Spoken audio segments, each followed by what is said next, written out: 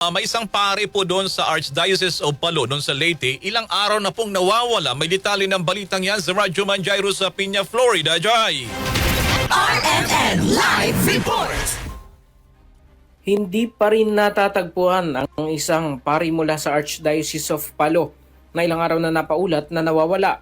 Sa pahayag ng Archdiocese, umaga ng December 23 pa huling nakita si Father Edwin Kutz Caintoy, kuraparo ko ng San Jose de Malibago Parish. Huli raw itong namataan sa isang bus terminal malapit sa isang mall sa Tacloban City. May suot itong puting clerical polo shirt at may dalang sling bag. Patuloy naman nakikipag-ugnayan ng Archdiocese sa mga otoridad kaugnay dito.